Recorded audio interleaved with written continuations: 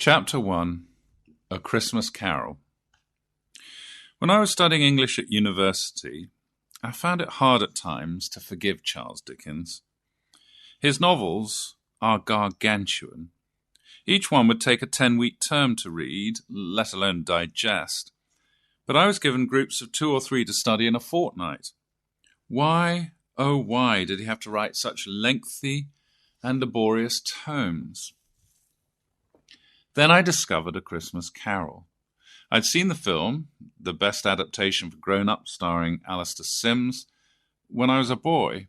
My mother and my father had taken me, along with my brother and my twin sister, to a cinema in Norwich to see it.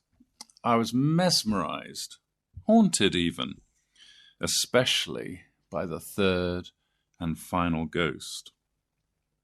Then, as a student, I eventually got round to reading it as part of my course. And what a relief it was. Here was a novella, not a novel, a book that could be read in under a day, not a month. And what a cracking story Dickens tells. Ebenezer Scrooge, the most miserly of men, stingy beyond description, frozen and aloof, controlling and dictatorial, makes everyone's life a misery. He is as cold as the snow outside. He refuses to give to those raising money for the poor, and he resents the pleas of his employees for time off to spend with their families at Christmas. He truly is the most despicable of men. But then on Christmas Eve, Scrooge is startled from his sleep by the ghost of his former business partner, Jacob Marley. Marley is in perpetual chains. Marley declares that Scrooge is about to be visited by 3 ghosts, whose purpose is to warn him to mend his ways before it's too late, and he too finds himself a restless spirit bound by clanging manacles. Scrooge is momentarily startled, but then falls back asleep. Sure enough, the ghosts come. The first phantom shows Scrooge some scenes from his past life, highlighting in particular moments of great sadness, designed to reveal what Scrooge has repressed through the hardening of his heart. The second shows Scrooge how the people with whom he interacts each day truly view him. The third presents a chilling picture of where Scrooge is heading, to a lonely death, an unattended funeral, a parlous legacy, an eternal nothingness.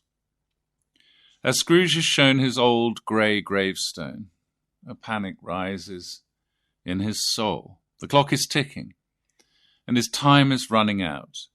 He yearns and pleads for just one last chance to put things right. And then the dawn breaks.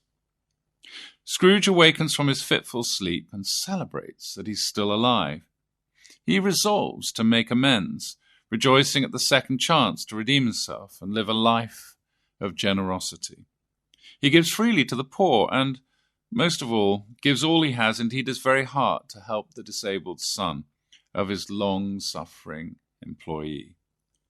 Tiny Tim is the boy's name, and at the end of the story, the child gives his audience a much-loved benediction. God bless us, everyone. I'm sure that many of us are familiar with this story, both the original script and the many, nearly 50, cinematic versions. But do we really know it? Do we truly appreciate what Dickens is trying to convey here? In particular, do we realize how Dickens drops some clues into the story to try and help us understand why Scrooge became the man he did? The most important hint comes early on when the ghost of Christmas past takes Scrooge back in time to his prep school. It is clear from what Scrooge's sister says that their father has for years been very hard on him, leaving him at school when the other boys had left for home and Christmas holidays. This is what the ghost reveals. The school is not quite deserted, said the ghost. A solitary child, neglected by his friends, is left there still. Scrooge said he knew it, and he sobbed.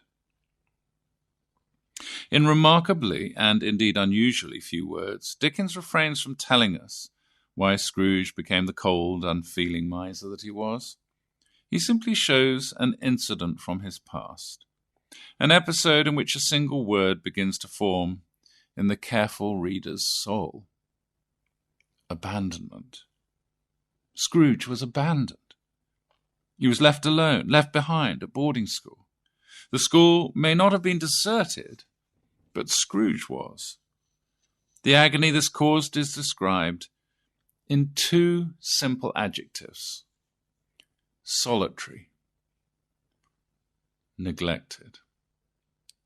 Scrooge is the only one who has not gone home for Christmas. He's been forgotten. Separated from his family and his home, his misery is compounded. Not only was he abandoned at the beginning when he was sent to school, but now he is abandoned again, left in exile all alone when he should be at home around the fire, enjoying fun and food. No wonder Scrooge hates Christmas. Every Yuletide is a grim reminder of this moment when he felt the stabbing pain of separation. Every Christmas is a reenactment of the greatest sadness in his life, the crushing loneliness of abandonment. I may have been a little hard on Dickens, lamenting the length of his stories, because he was in fact a genius. No one has ever understood the orphan plight more clearly and more insightfully than him. Many of his stories have orphans as heroes, most memorably Oliver Twist.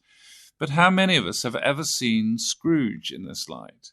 How many of us have ever understood that Ebenezer is an orphan too? Dickens' appreciation of what I call the orphan heart condition is something yet to be fully celebrated by the literary critics. He saw with astonishing clarity that a person like Scrooge was a boarding school orphan.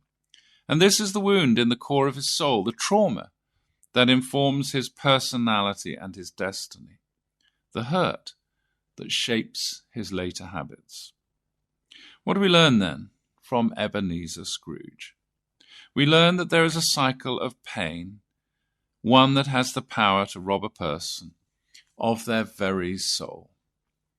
At the start and the heart of this cycle, there is the experience of abandonment. The child sent away to boarding school feels deserted. They feel the aching pain of separation from parental love. It is this sense of being deserted, a word that Dickens actually uses in the previous quotation, that lies at the heart of Scrooge's life. It is the thing that brings him to tears. And he sobbed. That three-word sentence says it all. Here Dickens is effectively issuing a warning to the reader. He knows full well that Scrooge will be remembered for his stinginess, aloofness, and unfeeling cynicism. But this is not all there is to Scrooge. Dickens wants us to see the root behind the fruit. He leaves clues within the story so that we can see the pain that lies behind the personality. It all begins with desertion. Scrooge is effectively turned into an orphan. Separated from a father's love, he is completely alone. It then proceeds to deprivation, as Scrooge is robbed of all the blessings that children experience at home. It then progresses to detachment, as Scrooge shuts down emotionally, disengaging as a means of protecting his heart and surviving his ordeal. It ends with dependency, as Scrooge becomes obsessed with money, controlling others through his work and finances. See how Scrooge is determined to keep his heart from ever dealing with the sense of shame engendered by becoming a boarding school orphan. This is how the wheel turned for Scrooge. And it is how the wheel turns for those who feel the pain of being orphaned by their parents when they're left behind at school. As much as I want to distance myself from Ebenezer Scrooge, I find it very hard. There is more of Scrooge in me and more of me in Scrooge than I would ever want to confess. I too have been round this cycle. First of all, I experienced desertion. However much my parents didn't want this to be so, the fact is, I felt abandoned when I was left behind on the gravel drive in front of the red brick porch at my prep school. I can still see the car that had carried me and my brand new trunk, departing from the grounds and heading for the home I loved. I will never forget that feeling. My parents had told me this was going to be a great adventure and a priceless privilege. They had a dream, a noble dream, to give me opportunities that others could never touch or taste. But all that made no impact at that moment on my racing heart. My hands were trembling. My eyes were glancing round at my surroundings, longing to lock on to some familiar face or landmark.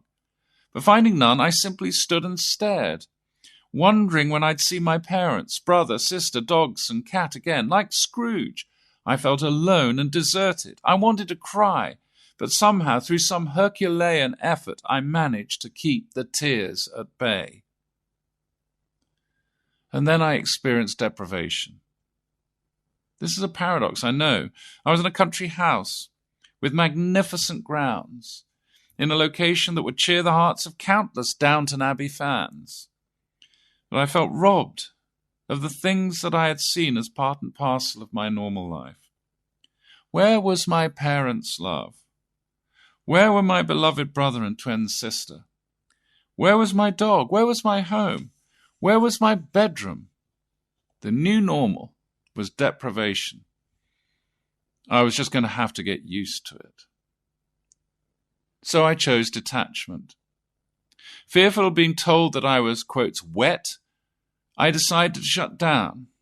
I removed my emotion chip, to use the language of the character Data in Star Trek The Next Generation. I vowed within my soul that I would never feel again. Feelings were for sissies. To survive the next 10 years, my feelings would have to be frozen. I would have to become a mini-adult at the age of 8 and grow up early. This was the only way I knew to survive the trauma of abandonment. I would simply have to go through life emotionally disengaged, unhooking myself from others to avoid the risk of emotional attachment. This in turn led to dependency. No one can completely eradicate the aching pain of homesickness by simply choosing not to feel. I found comfort through activities and substances. Prep school, football was my great obsession. Found a buzz, a rush, a thrill in sporting excellence that compensated for the loss of significance, security, and self-worth. At public school, I found the same through sex and drugs and rock and roll. I tried to fill the gaping void with food and alcohol as well, even academic work. Do you see how the wheel turns? It isn't just in Scrooge's life. It's in the life of every orphaned boarder. It isn't just fiction. It's fact. For Scrooge, of course, the long-term consequences of this loss of parental love, this exile from his home, are huge. Perhaps one of the most significant moments in A Christmas Carol is when the ghost of Christmas past takes Scrooge back to the time when he left the girl he fell in love with when he was a boy. In former times, Scrooge and she were paupers, and so they loved without condition. But now Scrooge is a young man, and something else has stolen into his heart. She calls it gain, meaning the accumulation of money. Scrooge denies it, but his manner gives his heart away. He is indeed in love with money now, and she, having none, is a woman without means. The outcome is inevitable. The young woman confronts the man she loves, even though they've made a contract many years before. With tearful eyes, the heartbroken woman releases Scrooge. Her last words to him are heartbreaking. A very, very brief time, and you will dismiss the recollection of it gladly, as an unprofitable dream, from which it happened well that you awoke. May you be happy in the life you have chosen.